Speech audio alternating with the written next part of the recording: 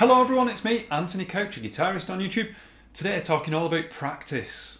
But before I get going, I've actually got a question for you, because as a guitar teacher, the second most popular question that I get asked is, how long should I practice? How often, how long should I practice? I've got my go-to answer that I always give, but I want to know, what are your thoughts on this? How often and for how long should a person practice? By the way, the most popular question is, when are we moving on to a new song? Okay then, practice. This video is aimed at the kind of player who might be self-taught, but definitely the kind of player who's got loads of different resources, loads of different, what's the phrase, pans in the fire, pans on the fire, I think that's it, or plates spinning, whatever. You might be working on your alternate picking, your theory knowledge, your chords, composition, studying other people's music, performing covers for the technical aspect of it.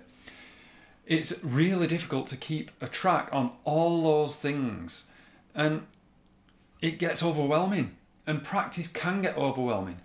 Now hopefully I've come up with a little bit of a solution to this. We know that the key to having a good practice session is structure, to be structured.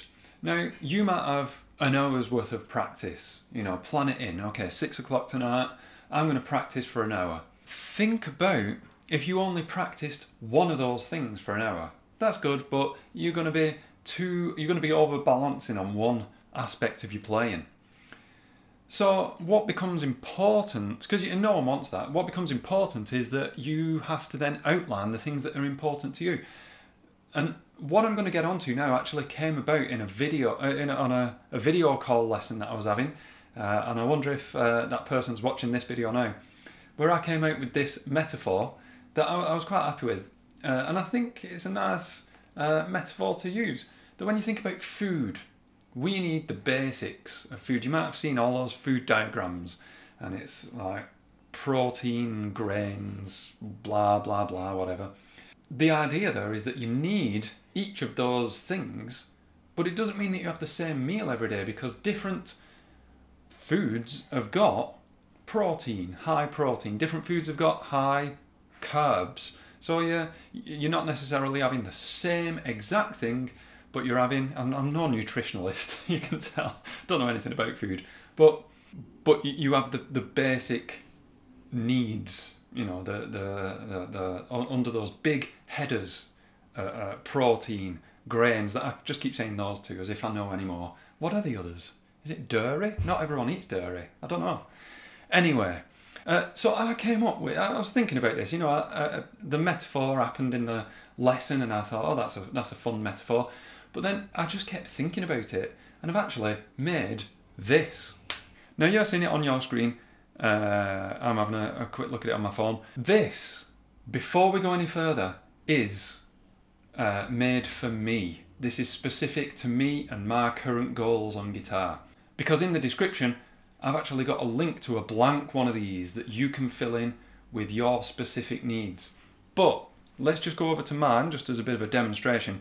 I've gone with technique, theory, composition, performance, and gear. Gear's a bit of a weird one, but I'll go into a bit of detail on each of these. What this means is, you see this is a big plate. I can do a practice session tonight. I can just pick one from technique, one from theory, one from performance, one from composition, and maybe one from gear. So at the heart of it, all I've done is I've thought of big headings for me that I want to be able to improve in, to accomplish. But that means that tomorrow, when I come to practice, I won't be stuck. I won't be sat there going, right, well, I've got all this stuff, what do I do? Oh no, that's too much alternate picking, oh no, that. I just look at this and I go, right, tomorrow I'm going to practice a randomized sequence, followed by a structure study. Then I'll practice a few 2-5-1 concepts. Then I'll practice voice leading over a randomized key and a blues. And then I'll watch a YouTube video on how to mix a song. for an hour. You know, at the end of that hour, I've got my meal, I've got my headings, but I'm not overbalanced as if I would to just sit there and go, right, well, here's that tapping lick that I wanted to practice, and then look at 10 other tapping licks, variations on that, and then come away thinking, well, yeah, my tapping's improved loads, but I still need, you know, I've got to work on my chords. This is more rounded. That's the idea behind it anyway. And I want to know if you plan on using it, or if you do in fact print this out. Do let me know in the comments. It would be nice to know. But do you see where I'm coming from with this? What would your headings be? This was just for me. I said I was going to go into these in a bit more detail. Mainly that gear. You know, the gear, that is something that I really neglect. That I've got a Boss Katana, and I've got Cubase, and I've got Amplitude, and I've barely scratched the surface on all three of them. Now, the only way that I'm going to make myself get better at those is by including it on here. Yours might not be gear, you might be really clued up on all the latest tech, but I'm not, and I need to make time for it. So one of my practice sessions might include this that just says Amplitude Research. I don't know if you've used Amplitude, but it shows you a load of cabinets and heads, and you mix and match. It's all meant to be based on real amps that exist that I know nothing about. I've never used any of those amps. I've never been that interested in amps, but I know that I've got to get interested in it. So I've got to make time for it. For some people it's theory that doesn't really inspire them. For me it's gear. So that's... make sure that you're really strict with yourself and include the things that you don't necessarily want to work on, because chances are they're the things that you really do need to work on. But there you go, that's pretty much only a short video compared to ones I've been making recently, but that is the long and short of it. Headings, make your headings, technique, composition, theory, songwriting, lyric writing. You can each of these small things in here as well can have their own little bullet points coming off. So that says sweeps.